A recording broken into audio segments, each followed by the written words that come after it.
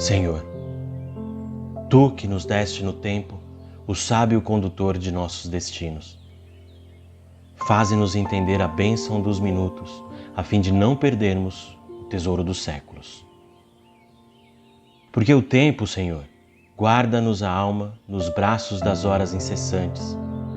Embora nos amadureça o entendimento, não nos ergue da terra ao encontro de Ti.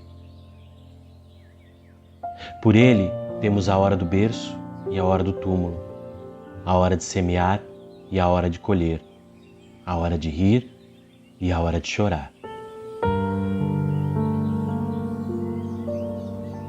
Com ele temos a experiência da dor e da alegria, da ilusão e da realidade, do conforto e da angústia, que, em nos transformando o raciocínio, não nos alteram o coração.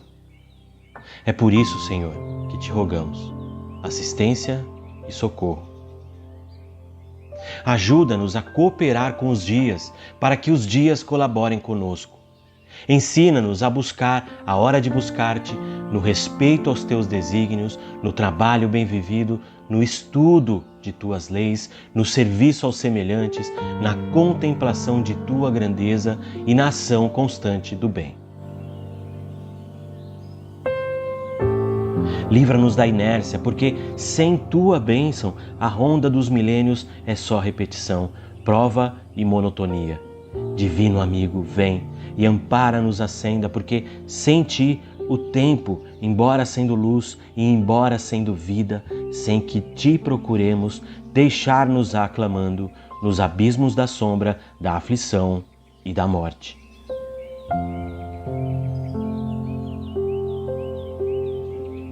Poesia Divino Amigo Vem, do Espírito Emmanuel, médium Francisco Cândido Xavier.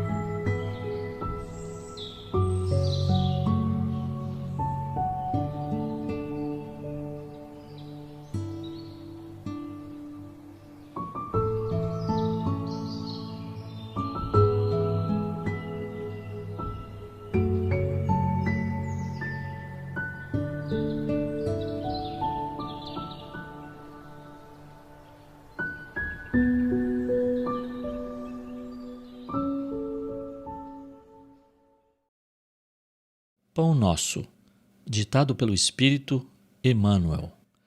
Psicografia de Francisco Cândido Xavier. De que modo?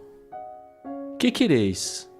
Irei ter convosco com vara ou com amor e espírito de mansidão? Paulo 1 Coríntios 4:21. Por vezes, o apóstolo dos gentios, inflamado de sublimes inspirações, trouxe aos companheiros interrogativas diretas, quase cruéis, se consideradas tão somente em sentido literal, mas portadoras de realidade admirável, quando vistas através da luz imperecível. Em todas as casas cristãs vibram irradiações de amor e paz. Jesus nunca deixou os seguidores fiéis esquecidos, por mais separados caminhem no terreno das interpretações. Emissários abnegados do devotamento celestial espalham socorro santificante em todas as épocas da humanidade. A história é demonstração dessa verdade inconteste.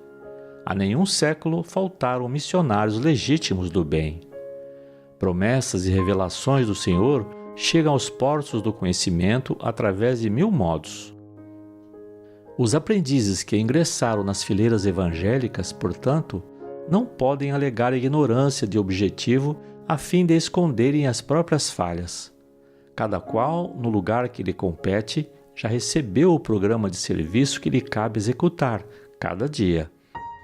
Se fogem ao trabalho, se escapam ao testemunho, devem semelhante anomalia à própria vontade paralítica. Eis porque é possível surja um momento em que o discípulo ocioso e pedinchão poderá ouvir o mestre, sem intermediários, exclamando de igual modo: que quereis? Irei ter convosco com vara ou com amor e espírito de mansidão? Emmanuel.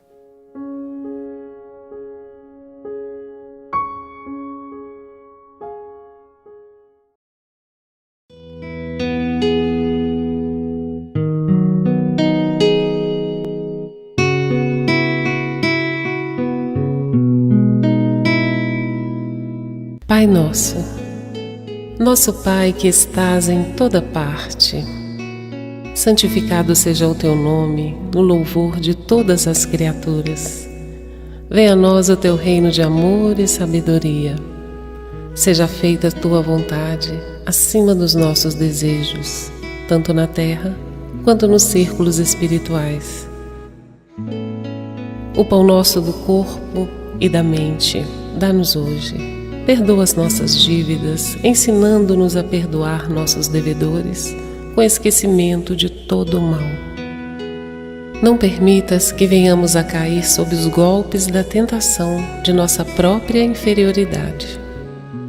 Livrai-nos do mal que ainda reside em nós mesmos, porque só em Ti brilha a luz eterna do reino e do poder, da glória e da paz, da justiça e do amor.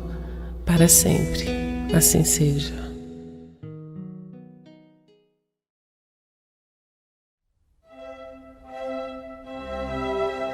Estudando o Livro dos Espíritos com Allan Kardec.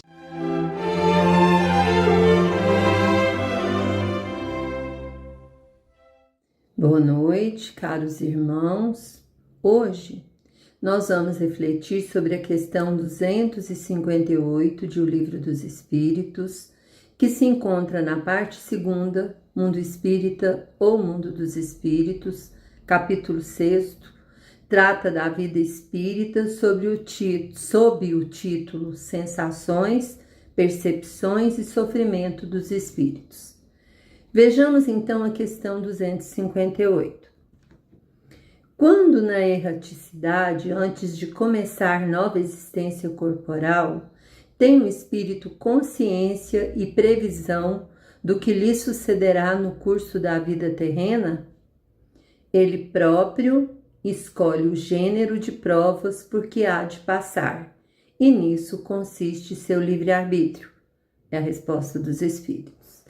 E Kardec faz uma outra pergunta, para complementar a ideia. Ele pergunta o seguinte: não é Deus, então, que lhe impõe as tribulações da vida como castigo? Os espíritos respondem: nada ocorre sem a permissão de Deus, porquanto foi Deus que estabeleceu todas as leis que regem o universo. E continua a explicação dos espíritos. E de agora perguntar por que decretou ele esta lei e não aquela. Dando ao espírito a liberdade de escolher, Deus lhe deixa a inteira responsabilidade de seus atos e das consequências que estes tiverem. Nada lhe estorva o futuro. Abertos se lhe acham todos os caminhos, o do bem como o do mal. Se vier a sucumbir, restar-lhe-á a consolação de que nem tudo se lhe acabou e que a bondade divina lhe concede a liberdade de recomeçar o que foi mal feito. Ademais, cumpre se distinga o que é obra da vontade de Deus do que é a obra do homem. Se um perigo vos ameaça, não foste vós quem o criou, mas sim Deus. Vosso, porém, foi o desejo de a ele vos expordes, por haverdes visto nisto um meio de progredirdes, e Deus o permitiu. Então, assim, com essa resposta, né, essa resposta que os espíritos deram, agora já na segunda questão, a gente percebe, né, com clareza que a gente faz as escolhas daquilo que nós vamos, né, vivenciar em prol do nosso progresso espiritual. As escolhas são nossas, as atitudes, as ações são nossas aqui durante a vida, porque Deus nos deu o livre-arbítrio, e assim, com essas escolhas, nós vamos então progredindo, refazendo o que erramos, porque Deus nos permite, né, que nós façamos assim nessa caminhada evolutiva. Então, companheiros, na realidade, quando a gente chega no mundo espiritual, quando a gente chega na erraticidade, depois da morte do corpo físico, nós não vamos encontrar um tribunal, nós não vamos sentar como réus e ter um magistrado nos julgando de acordo com o que fizemos aqui na Terra, na nossa existência. Por quê? Por que isso? Porque nós temos as leis divinas gravadas na nossa consciência e o nosso julgamento é feito pela nossa consciência. É ela que vai nos julgar. Não vai haver um tribunal para nos julgar. Nós somos conscientes dos nossos erros e é essa consciência que nos julga, que vai nos julgar. Nós somos os julgadores de nós mesmos. Tudo que fizemos de errado é porque nós ignoramos as leis divinas que nós conhecemos bem. E qual é a resposta que a lei divina nos dá? A resposta que a lei divina traz para nós é uma dificuldade, uma dor, um sofrimento, não como forma de castigo, como a gente aprende às vezes, né? Mas como uma forma de reparar o descumprimento que causamos às leis do Criador. Então, nós não somos castigados por Deus, mas nós nos julgamos porque nós sabemos que nós infringimos as leis de Deus que foram feitas para o nosso progresso espiritual, para nós mesmos. E a doutrina espírita explica muito bem que é uma forma de aprendizado para nos ensinar, para permitir o nosso progresso, para nos fazer crescer como seres eternos que somos e destinados à perfeição pelo nosso Pai Criador. Portanto, o nosso progresso se dá através do cumprimento das leis divinas que nos traçam o caminho a seguir. Com o livre-arbítrio, que é uma das leis de Deus, estamos autorizados a fazer nossas próprias escolhas E com a lei de causa e efeito, que é outra lei divina, nós temos que reparar os erros que cometemos e, assim, progredirmos. Antes de reencarnarmos, é feito um programa, um projeto para nossa existência.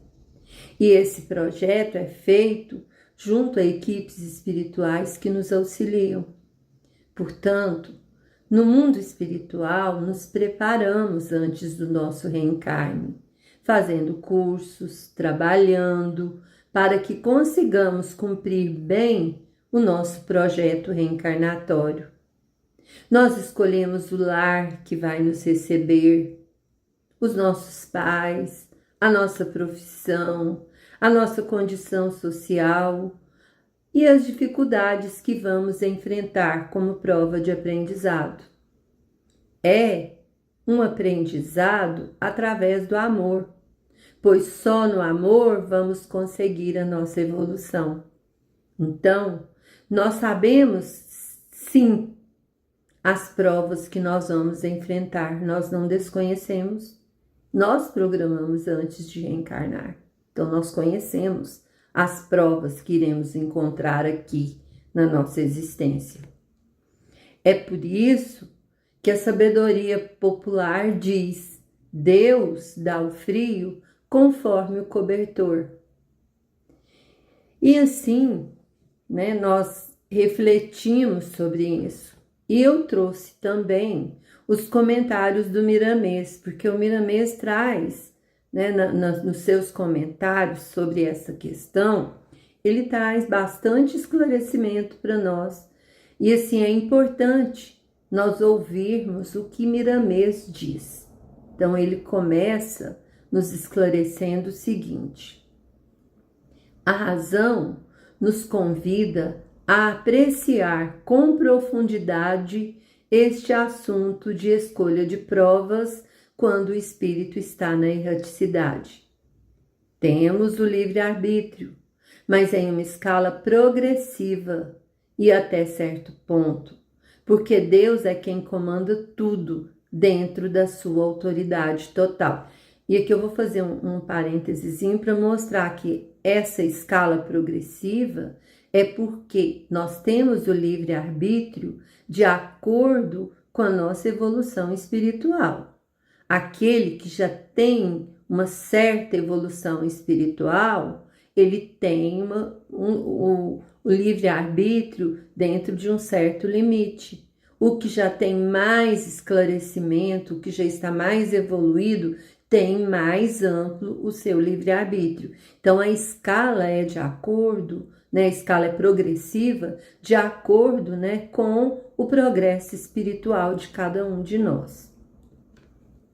Aí Miramês continua: o espírito pode escolher as provas que haverá de enfrentar na Terra, mas quando passa dos limites, quando a sua usura, o seu orgulho falam mais alto do que as suas necessidades de se educar, a mão de Deus intervém, dando-lhe o que pode suportar e o que lhe serve de aprendizado.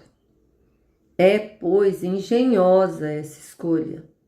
Nem sempre a alma pode escolher o que quer, porque, por vezes, não sabe optar pelo que realmente lhe convém. É isso. Então, depende da evolução, porque o espírito mais evoluído, ele tem mais compreensão e ele consegue planejar aquilo que vai fazer bem para o seu progresso espiritual. E aquele que não evoluiu ainda suficientemente, para fazer essas escolhas, às vezes faz escolhas equivocadas, que não são benéficas para ele. Então, a mão de Deus vai intervir nesses casos, fazendo com que seja dado a ele aquilo que ele necessita. Continuando, Miramês.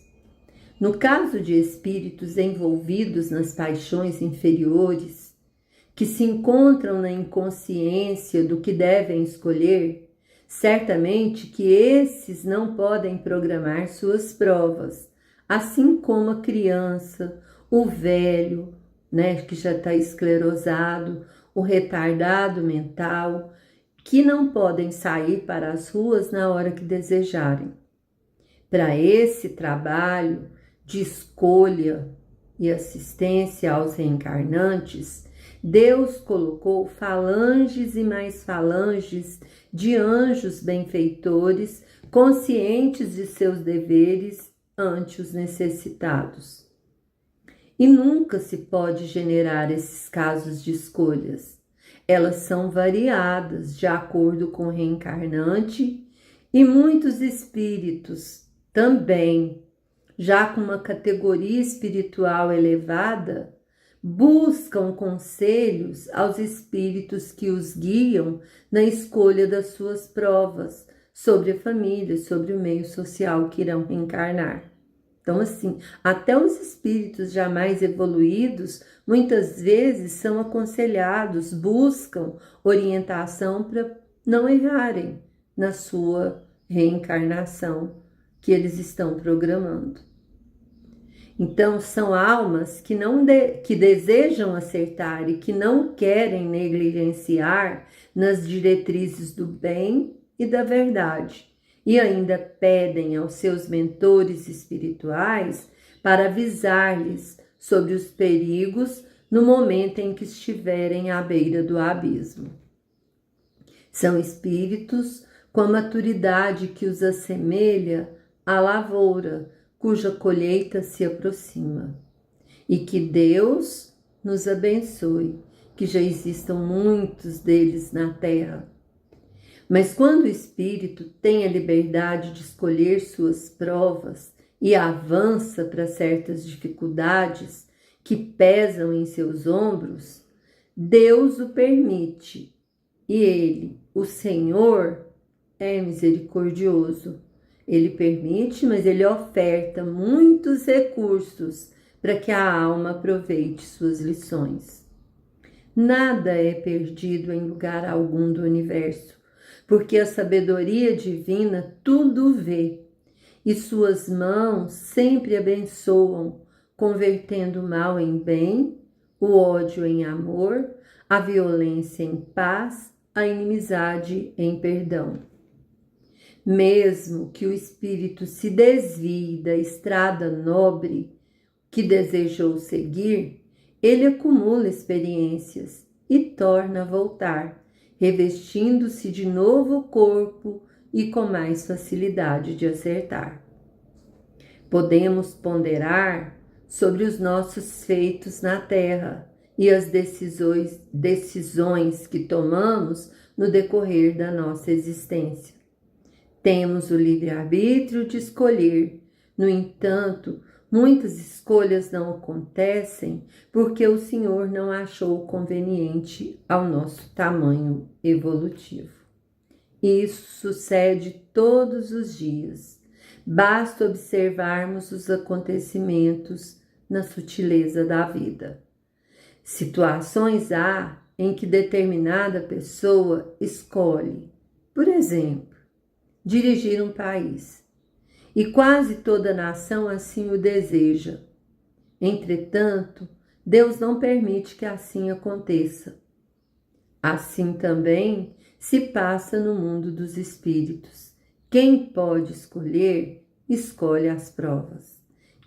A quem não pode, as provas são impostas. E outros pedem conselhos aos benfeitores maiores sobre o que é melhor para eles. Enfim, tudo é escola, tudo são lições, porque nada se perde na casa de Deus e a sua vontade é sempre soberana.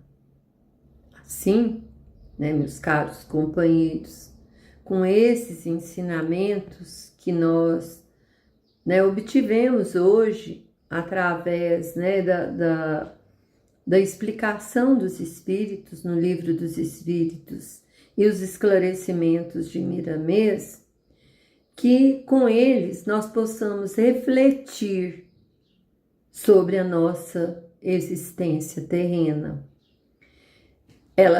Entender que ela foi escolhida por nós, de acordo com as nossas necessidades, com o auxílio dos nossos mentores e com a permissão do nosso Criador, objetivando o nosso próprio progresso espiritual. Então, assim, entendendo, pedimos a Jesus que nos ampare, nos ilumine os passos, o nosso caminho, hoje e sempre. Boa noite. Acompanhe agora mais um tema doutrinário do Evangelho de Jesus.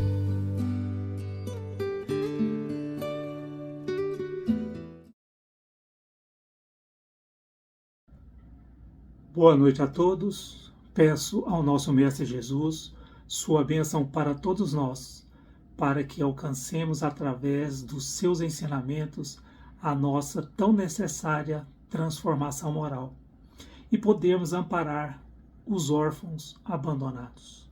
E é justamente a lição do Evangelho, no seu capítulo 13, que a vossa mão esquerda não saiba o que dê a vossa mão direita, e o item 18 do Evangelho segundo o Espiritismo, que é os órfãos. Essa mensagem é de um espírito familiar, ditada em 1860, em que ele nos diz: meus irmãos, amai os órfãos, se soubesseis quanto é triste ser só e abandonado, sobretudo na infância. E Deus permite que haja órfãos para exortar-nos a servir-lhes de pai. Então nós vemos aí nessa primeira mensagem esse sofrimento, que a orfandade traz. E ele nos alerta que divina caridade é amparar uma pobre criaturinha abandonada, evitar que sofra fome e frio, dirigir-lhes a alma, a fim de que não desgarre para o vício. Agrada a Deus quem estende as mãos a uma criança abandonada, porque quem assim o faz compreende e pratica a lei de Deus. Ele nos alerta também, esse espírito familiar, que ponderai também que muitas vezes uma criança que socorreis pode ter sido em uma outra encarnação uma pessoa próxima, uma pessoa que estava ligada a nós pelos laços da evolução. E quando a gente assim estivermos praticando a caridade, a gente está simplesmente cumprindo um dever, se esses espíritos têm alguma ligação conosco no passado. Assim, pois, meus amigos, diz esse espírito familiar, todo sofredor é vosso irmão e tem direito à vossa caridade. Não, porém, essa caridade que magoa o coração, não essa esmola que queima a mão em que cai, pois frequentemente bem amargos são os vossos obros. Ou seja, vai ser mais arrependimento para nós quando assim o fizermos, do que realmente vivenciar a verdadeira caridade. Quantas vezes eles poderiam recusar esses obros se em uma choupana, onde a enfermidade e a miséria estão ali graçando. E ele nos alerta: dai delicadamente, juntai ao benefício que fizerdes, ao mais precioso de todos os benefícios. Que dar é uma boa palavra, dar uma carícia, um sorriso amistoso. E ele encerra essa mensagem nos dizendo: evitai esse ar de proteção, que equivale a revolver a lâmina no coração que sangra, e considerai que, fazendo bem, trabalhais por vós mesmos, pelos vossos. Então quer dizer que a prática da caridade, o primeiro beneficiado somos nós. Nós vemos uma mensagem de Emmanuel nos alertando, nos convocando. Ele nos diz: recolhe sim a criança que chora a ausência do braço paterno, ou que sofre ante a falta do regaço materno que a morte suprimiu. A dor dos que vagueiam sem rumo é grito de aflição que clama no seio augusto do Eterno Pai. Não abandonemos a orfandade moral e os corações pequeninos que o céu te confia, em apoio que ele nos solicita. Todos eles guardam-te a palavra de instrução, palavra de carinho e a tua demonstração de solidariedade e de amor. Então, quer dizer que é um convite-nos a todos nós para realizar, para exercermos a caridade. No Espírito também, no livro O Espírito da Verdade, psicografia Chico Xavier Valdo Vieira, por amor à criança, ele nos fala que nós, que tantas vezes rogamos o socorro da providência divina para nós, oremos também pelos filhinhos das outras, os órfãos, daquelas que já demandaram aí a pátria espiritual. Peçamos aos ceareiros do bem pelas crianças desamparadas. São flores humanas atingidas pela ventania do infortúnio, nas promessas do alvorecer. Ele fala, não peçamos pelas crianças que foram enjeitadas nos becos de ninguém, na solidão. Peçamos pelas que vagueiam sem direção, amedrontadas nas trevas noturnas. Peçamos pelas que sugam os próprios dedos, contemplando por vidraças faustosas a comida que sobeja desperdiçada. É a fome justamente para aquelas criancinhas famintas, muitas vezes à espera de um pão que as alimente. Peçamos pelas que nunca ouviram a luz da escola, que estão aí no alfabetismo, pelas que dormem estremunhadas na goela escura do esgoto. Peçamos pelas que foram relegadas aos abrigos de lama e se transformaram em cobaia de vermes destruidores. Peçamos pelas que a tuberculose espia, assanhada através dos molambos de que se cobre, pelas que se aflige no tormento da fome. E, muitas vezes, através dessa fome, eles mentalizam o furto do pão. Peçamos pelos que jamais ouviram uma voz que as abençoasse e se acreditam amaldiçoadas pelos destinos, esquecidas por Deus.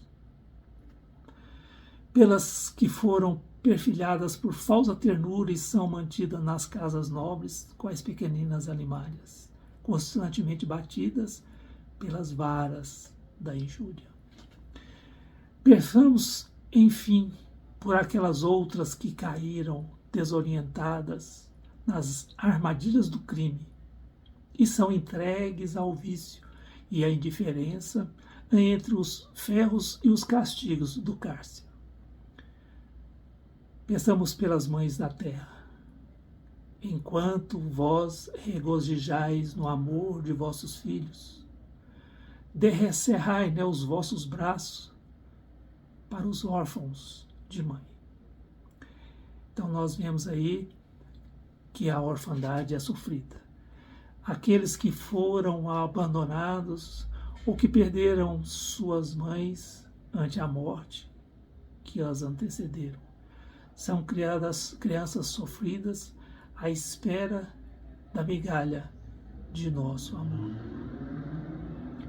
Mas gostaríamos de falar de uma orfandade diferente. Daquela orfandade em que deveremos amparar na vida tudo o que nos cerca. Porque no universo não há desamparo diante de nosso Pai. Mas há sim uma espécie de orfandade que nos convoca a maiores reflexões quanto ao dever de amparar tudo que nos cerca, toda a vida que nos rodeia. Em verdade, será sempre louvável a construção de casas de refúgios, creches, hospitais, onde as crianças sem lar encontrem abrigo e medicação. Lógico, é sempre louvável a casa que ampara essas crianças desafortunadas. Todavia, não podemos olvidar no mundo as criaturas inferiores e mesmo as coisas, os objetos aparentemente sem importância que nos rodeiam. Isso é um convite à ação nos caminhos da vida.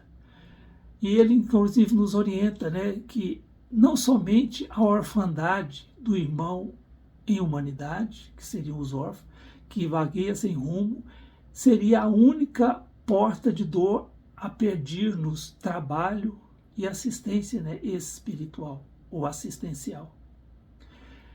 Ele solicita que também nós devemos levar em conta a orfandade, às vezes ali diante da terra empobrecida, necessitada do adubo e da sementeira que a vivifica. Também nós devemos dar assistência à árvore benfeitora que foi relegada ao abandono, à fonte intoxicada que nos solicita proteção e carinho. É a casa muitas vezes desmantelada rogando atenção e limpeza. É a via pública que nos compete defender e respeitar, pedindo-nos bondade e higiene. É o animal que nos auxilia, endereçando por nossa inconsequência ao cansaço, a sede e a fome, e às vezes com aqueles olhinhos tristes nos suplicando alimento, amparo e repouso. Às vezes até a ferramenta que sentenciamos à ferrugem, que foi relegada ao esquecimento prejudicial, necessita de nossas mãos ativas na plantação do bem. Essa orfandade triste que nos desfila em todos os setores da vida terrestre e que podemos prestar o melhor concurso, ou seja, o concurso de nossa bondade silenciosa e diligente, e que nos trará em resposta do progresso e do bem-estar de todos, porque esses são os instrumentos para a nossa evolução. Inclusive, às vezes essa questão da orfandade, muitas vezes a gente se liga àquelas pessoas que procuram ou querem, no exercício da caridade, exercer a paternidade através da adoção. E aconteceu uma historinha interessante, que era uma senhora que queria adotar um órfão. Essa senhora, elegantemente trajada, muito rica, comparece na portaria de um lar espírita para buscar a criança que pretendia adotar. Ela dizia: quero partilhar, tomarei todas as providências, mas tem uma questão, eu quero escolher a criança em quem eu vou adotar. E a diretora começou as apresentações. Essa não, falava a senhora, fitando doce menina de olhos escuros. É morena demais. E analisando uma por uma, continuava as apreciações. Esta não tem jeito. Não quero. Tem um jeito de muito serelepe. Esta não. Tem olhos de gato assustado. Não quero. Esta também não. Está remelento. Muito jogado. Este também não. É um garoto de olhar muito frio. Não quero. Esta não. É muito anêmica. Fim do exame de 32 pequeninos, à espera da adoção, a senhora do orfanato perguntou a ela se ela não queria escolher mais alguns. E ela falou, onde estão os outros? Onde estará a criança que eu busco? Disse a mulher rica. Mas a diretora, com um olhar sereno, disse: minha irmã, a senhora me perdoe, mas o nosso estoque acabou e creio que agirá com acerto se procurar a sua encomenda no céu, pois nas condições que deseja, penso que somente encontrará a sua criança entre os anjos. Então ali ela queria a adoção, mas de uma criança perfeita. Ela não queria estender o auxílio, a assistência, né, a educação a uma criança. Ela queria já uma criança pronta, uma perfeição em termos de beleza, em termos de saúde, e que ela pudesse, né, adotar. Então nós vemos que a questão da orfandade ela é muito sofrida, porque quase sempre ela é enjeitada por todas aquelas pessoas que ali a cercam. E para retratar a essa questão do enjeitamento, do abandono, a gente vai trazer uns versos, né, de Irene Souza Pinto, em que ele retrata claramente a questão do pequenino, muitas vezes sozinho, na estrada, sem uma mão amiga que o ampare, que o adote. E ela diz o seguinte: esse pequenino sozinho, à noite no pó da estrada, de roupa suja e rasgada, que passa pedindo pão, é um anjo sobre e pobre a caminho, sob inocente amargura. Pássaro triste à procura de ninho e consolação. Criança desconhecida, dormirá? Quem sabe onde? É órfão? Ninguém responde. Aceita o que se lhe dê. Quantas mágoas tem na vida, quanta miséria a consome, quanto anseio, quanta fome. Ninguém sabe, ninguém vê. Nunca lhe atires ao lado qualquer palavra ferina. Socorre, ampara, ilumina, em nome do eterno bem. Que esse menino exilado, sem lar e sem companhia, se o céu quisesse, podia ser teu filhinho também. Encojara-lhe a esperança, envolve-o no teu sorriso, e sentirás de improviso a bênção doce de luz. É que no amor da criança, que te agradece o carinho, receberás de mansinho a gratidão de Jesus. Recordemos que os meninos da atualidade serão os que nos acolherão no grande futuro, e nele encontraremos a colheita do que houvermos semeado. De vez que a lei é sempre a lei, multiplicando os bens e os males da vida, conforme a plantação que fizermos. E o que estamos plantando? Que Jesus nos abençoe e ilumine hoje e sempre.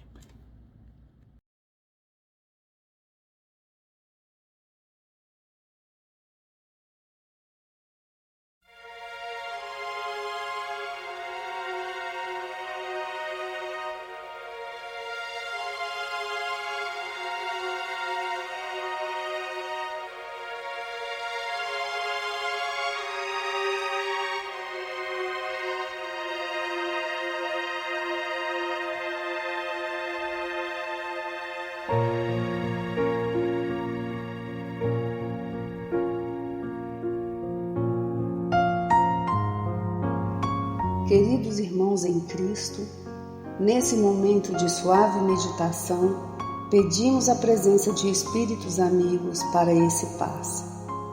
Senhor de infinito poder e bondade, ajudai-nos a retirar da nossa mente todos os pensamentos negativos que se encontram alojados em nossa alma, fruto da nossa condição de ser imperfeito.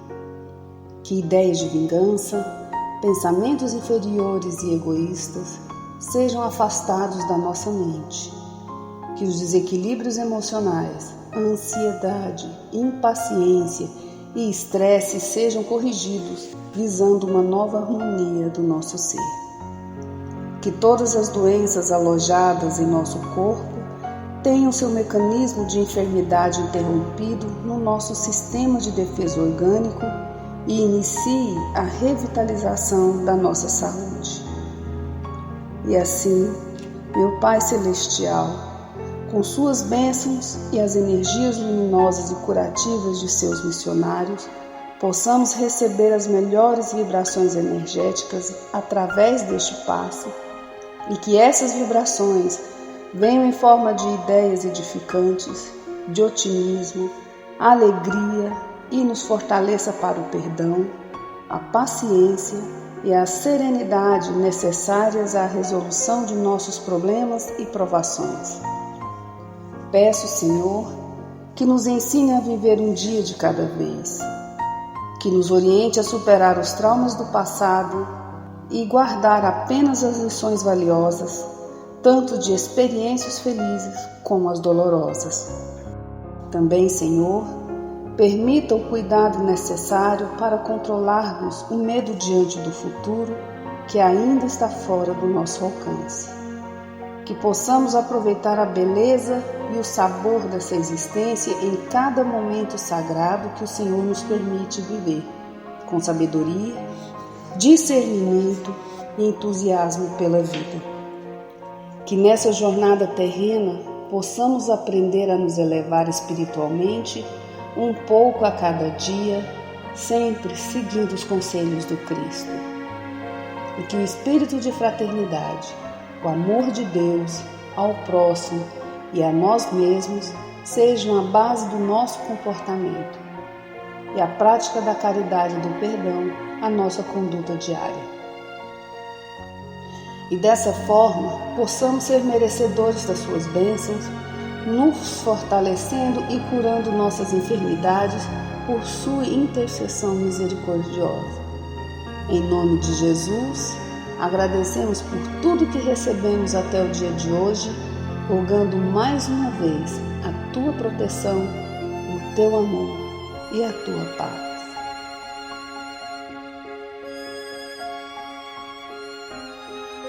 E continuando nessa vibração de amor, nós agradecemos aos bons espíritos que se dignaram de comunicar-se conosco e lhes rogamos que nos ajude a pôr em prática as instruções que nos deram e façam que ao sair daqui, cada um de nós se sinta fortalecido para a prática do bem e do amor ao próximo.